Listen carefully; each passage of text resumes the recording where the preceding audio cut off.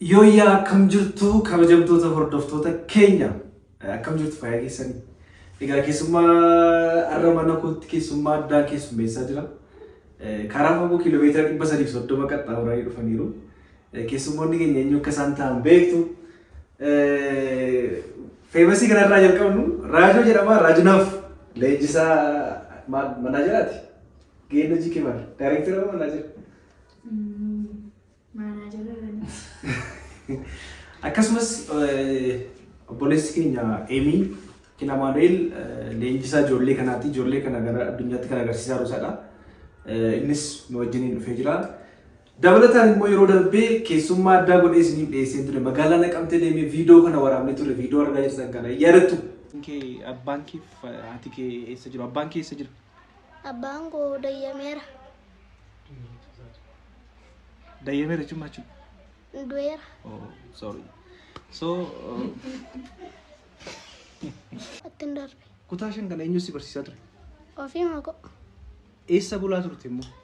Maal hojjechaa turte? Barandaa isaarra. Barandaa irra qofaa kee bulaa turte? Uffata uffattee bultu qabda? Mana barumsaa immoo naftu?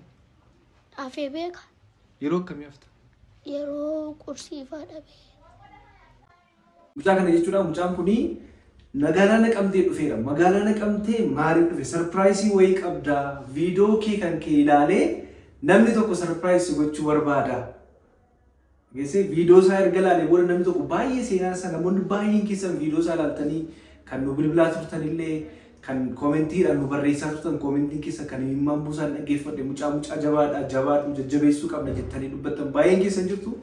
Haaluma kanarraan namni wayii adaraa nutti waamee adaraa mucaa kana naa waamee mucaa kana ofitti naa waamee mucaa kana ofitti naa fidii isa boodan immoo kennaa wayiin kennuufii barbaada jennaan kunoo magaalaa Naqamtee irraa baasanii obboleessi keenya Emii Kinamaanu'eel fi Raajunaaf Abeet jirra fidanii dhufaniiru. So karaa dheeraa kana maaliif maranii dhufanii sarpiraayizii sun immoo maalidha kan jedhu walumaan ilaalle jechuudha. Maal akka ta'e maal fa'aa eegaa jirtanii sarpiraayizii sun maal ta'uu danda'a ta'e?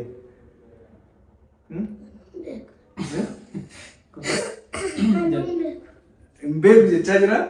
Egaa maal akka ta'e nutis hin beeknu hin barra jechuudha. Mucaan kuni egaa seenaa isaa namoonni baay'een keessatti akka of ilaaltan anis seenaa akkasiin qaba ture kan jedhan baay'ee sana jiru. Namoonni hedduun seenaa kee dhaggeeffatanii anis akkasiin guddadheen har'a iddoo guddaa ga'e bakka guddaan jira. Kanaaf seenaan keessa dabarse waan hin beeku mucaan kunis bakka guddaa ga'uu danda'a. Si galee miti? Intalli tokko iyyuu safara gaattee gaafa turre achi abbaa manaa ishee duukaa makiinaa fa'aa ufti turte achi booddee ani iyyuu xummumaa kootti akkasiin baradheettee injiinariidha isheen. Argite miti? Ati immoo ta'uu dandeessu? Kanaaf ammatti viidiyoo kana kan yeroo darbe si waraabne tariitii ati ijoolleedha miti? Ijoollee waan taateef sappoortii barbaadda. Tumsa barbaadda. Gargaarsa barbaadda. Gargaarsa jechuun rakkattee waan nyaattu dhabdee osoo hin taane mucaan kun mucaa jabaa waan ta'eef gargaaruu qabna. Sappoortii gochuu qabnaadha. Si galee? Amma fakkeenyaaf Raajunaaf yeroo darbe dandeettii jabaa qaba ture. Namoonni baay'een akka gargaaraa turan jechuudha. Si galee miti? Gargaaruu jechuun maal jechuudha? Akka ati jabaattu si gochuudha. Si galee? Kanaaf namoonni baay'een immoo barumsa guddaa argatan. Mucaan kuni baratee iddoo guddaa ga'uu danda'a. Akkuma jette mucaan suni amma maal taate? Injiinara taate miti? Atillee iddoo guddaa ga'uu dandeessa kan jedhurraa kan ka'edha. Kanaaf sarpiraayizii sun walumaan ilaalu. Ilaalu. Ayyee maal akka ta'e ilaallu eenyudha sarpiraayizii kana kan nu erge? Naatnaayil Birraatu yookiin Abbitti magaalaa Noorweeyin jiraata. Noorweey beektaa? Noorweey jechuun kunooti barasumadha. Noorweey. deemnee dubbisuuni jechuudha. Magaalaa Noorweey irraati baay'ee dhugaa irra deddeebiin viidiyoo mucaa kana dhaggeeffachaa ture. Dandeettii cimaa qaba. Barateen iddoo guddaa ga'uu danda'a.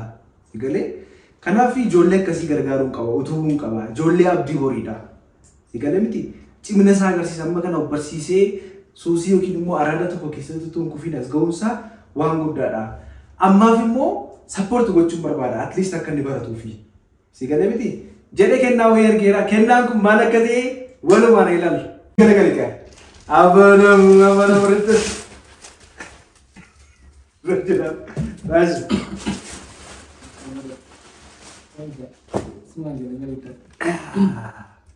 Akkuma argaa jirtan kun qarshiidha.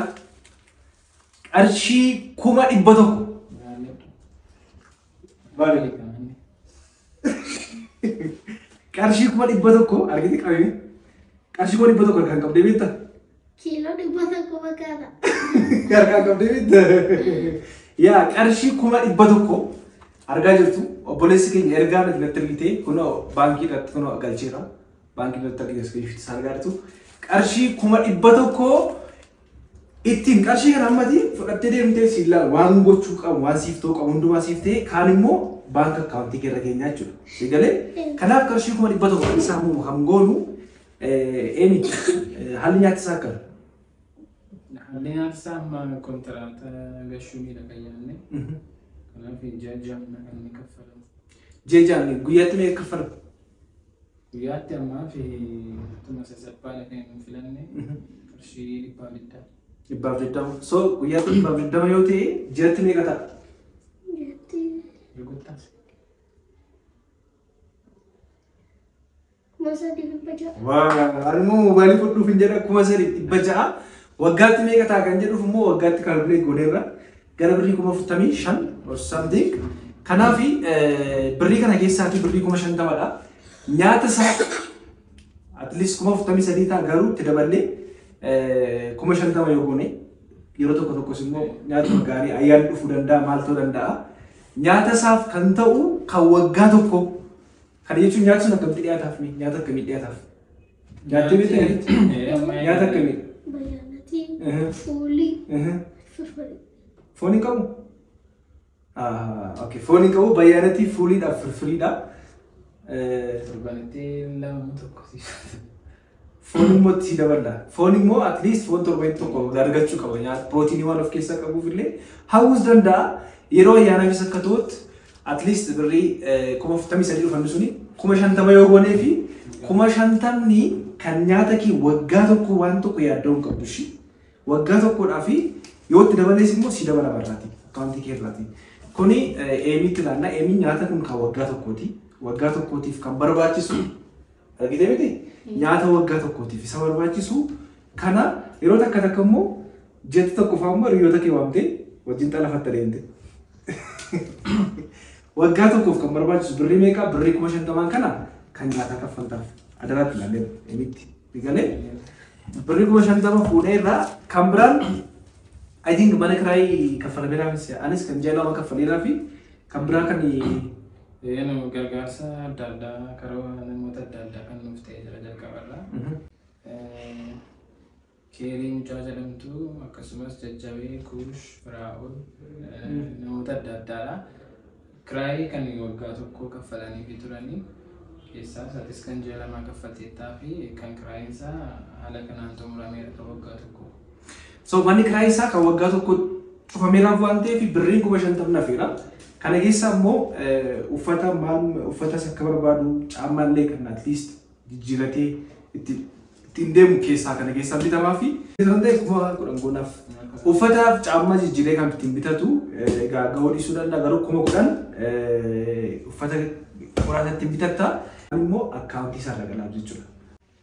Kun amma nyaata isaa kan waggaa tokkoon cufaa mana kiraayiin kan waggaa tokko cufameera.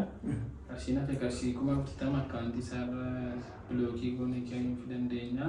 Kana bandee gaafa nama barbaadu si bukkee dhufa. Amma waan barbaaddu guutameera. Guutameera. Birriin hafe jechuudha. Gabaabadumatti birriin obboleessi keenya Naatnaayil Abbiitti guddaa galatuun ulfaadhu waliin beeknu ture garuu sooshaal miidiyaa wal beekna. Guyyuma tokkoon bareeda actually. Tariin yeroo baay'ee kontentii waan hojjetu ni ilaala. Mee maalitti hin jettan? Guddaa galatamee eebbifamii waan ati yaadne siifaa qoqqoodha. Guddaa galatamee eebbifamii ambaradhee iddoon guddaa kan ga'u sitti agarsiisa. Kan caalaa immoo nama keetii nafiini waan birrii kana naalaatteef guddaa eebbifamii. Mee gargaaramuu isaatiif maal sitti dhaga'ama? Gammachuu natti dhaga'ame. Guddaa galatoomee mucaan kun nu keessaati. Addala maatii sin qabu. Amma garuu kan maatii caalaa uummata qaba. Kanaafiyyuu isa gargaaruudhaan guddaa galatooma. Alfiis nuni waan bareedaa tokko sinuu qabannee dhufuu dandeenya. Deegaa guddaa galatoomaan jedha jechuudha. Galatoomne. Dubarratti hojjetu fadhaa? Amo dona karsa marana kese kudai.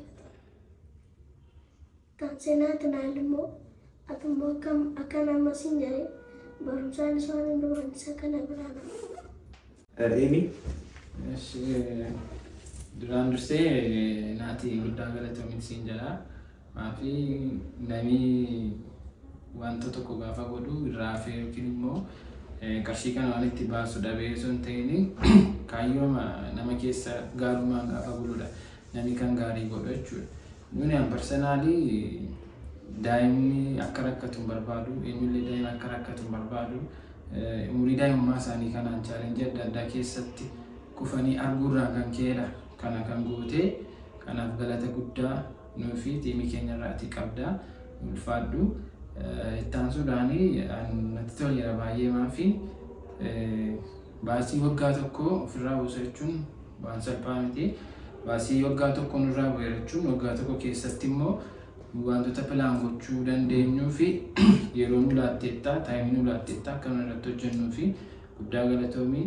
Akkasuma namoonni viidiyoo kana ilaalaa jirtanii amma kanarra geenya jirra. Rabbiif haa galatu. Raafiyaat guddaa galatoomin siin jedha. Namoonni akkasumas viidiyoo sana ilaaltanii naaf bilbiltanii hanga humna keessanii nu gargaartanii guyyaa guyyaan nu bilbiltanii yaada keessanii namoonni nu jajjabeessitanii guddaa nuuf galatoomaa isiniin jenna. Ittaansuudhaanii tiimiin keenya kun nama 7 qaba.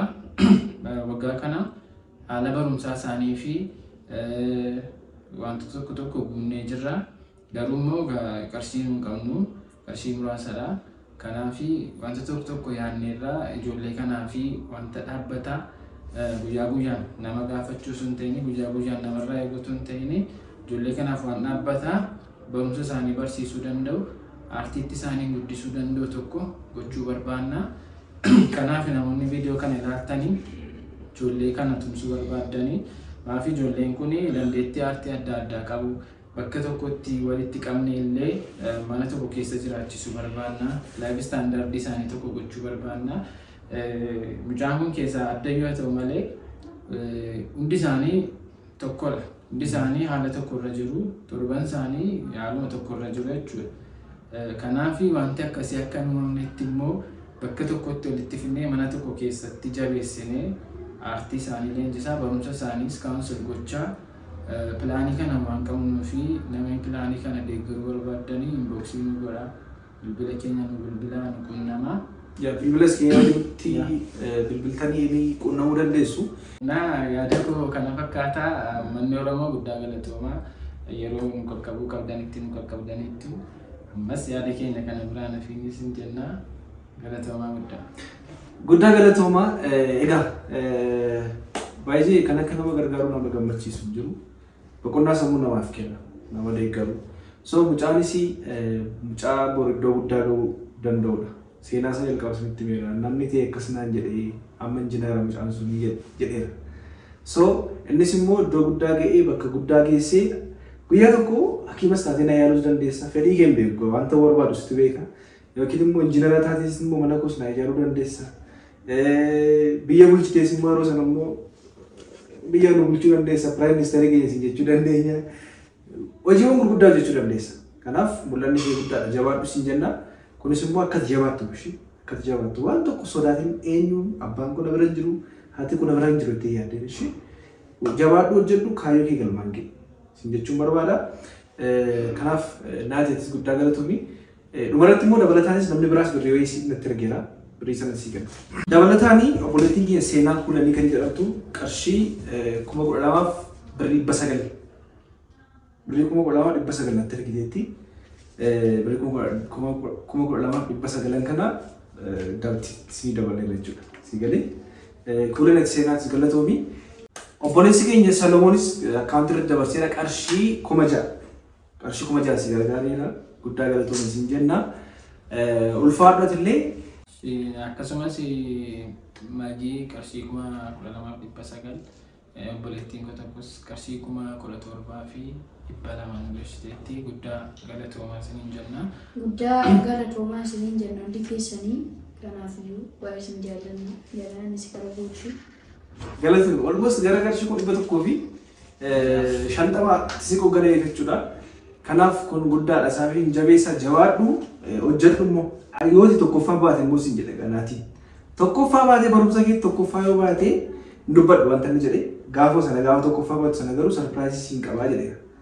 Tokko amma sadii yoo lakki tokkoffaa wantichi guddaadha kana caalaa bar wantichi guddaadha waan ta'eef waan guddaa immoo tokkoffaa baatee inni sirriitti qayyabattee maal hojjetta qonnaan qottu saqaa soqxu hin haramtu miti tokkoffaa sirriitti kitaabolee bitadhu as keessaa kitaabolee siif bitu kitaabolee kutaa 5 hanga 8 jiran siif bitu sirriitti dubbisii tokkoffaa baatee innaan immooti badhaasa guddaa qabda hin baata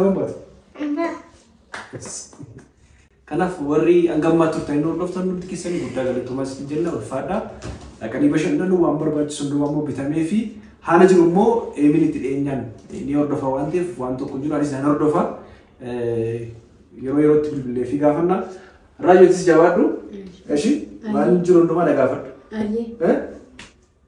waan rakkatu na gaafadhu eshi haa ta'u tole guddaa galatoomas ni jenna obsaan teessanii waan hordoftaniif ulfaadha qabadhu eegalisi